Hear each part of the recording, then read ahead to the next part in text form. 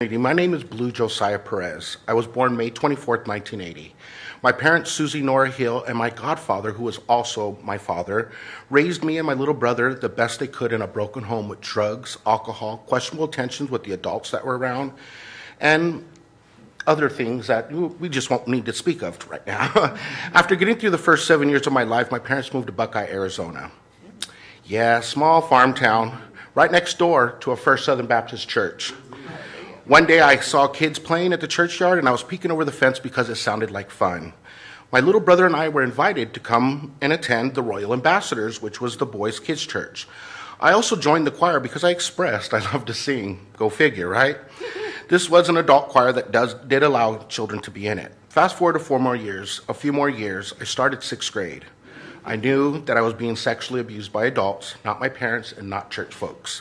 Let's be clear, by strangers who took advantage of children who were in already broken homes and disadvantaged. So I came out and I decided I want to be a cheerleader, but they wouldn't allow boys on the cheer team, so I got to be the mascot, even cooler, right?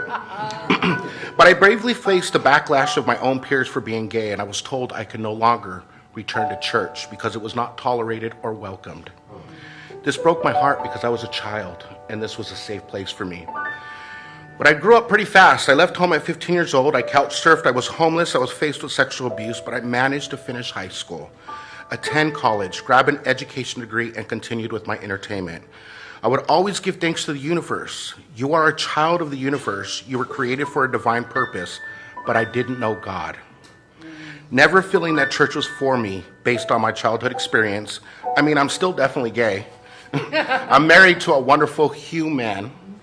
I now have tattoos, and there's other things that I could really work on myself to continue my growth. But let's fast forward to MCC UCC and how God found me. One evening I was at a bar doing bar things because the bar always accepted me. But this one evening God had a plan for me. See, 2 years ago my mother had taken her own life. She continued to struggle with her addictions after my father passed away when I was only 24 years old.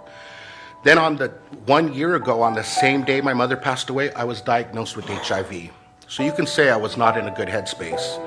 I also considered suicide as an option, the most difficult day of my life.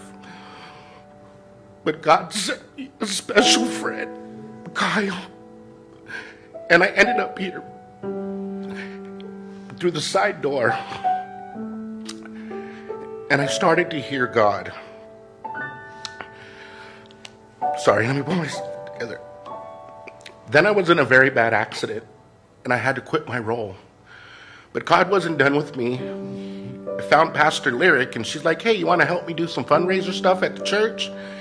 And I thought God aligned my life to be here. All of my experiences that I've been through, all of the strengths that I've gathered on my own, was because God wasn't done with me, and I just needed to find a way home.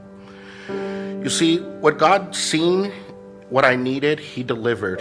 And here I am continuing to follow the path of His righteousness and clarity. And He continues to work on me every day that I see my life with Him in it. MCC has brought me back to God, and I'm thankful for this.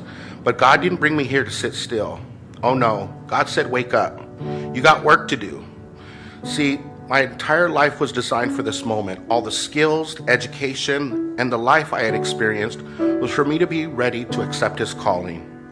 God needed me to be strong-minded, spiritually aware, and physically conscious so He can continue to clear my path for what's right for me. So what MCC, members of clergy, and the members taught me in this 1 year of my being here was at some point, you have to stop wondering where you stand and accept what they have already shown you. Ultimate love. Love yourself enough to surround yourself with people who respect you. Thank you. Trust the process. It will take you places you never knew you would go. Chasing your calling is lonely. No one will understand your struggles. Such sacrifices are silent without rewards. You must be content with your own being and God. And this I'm thankful. I appreciate you.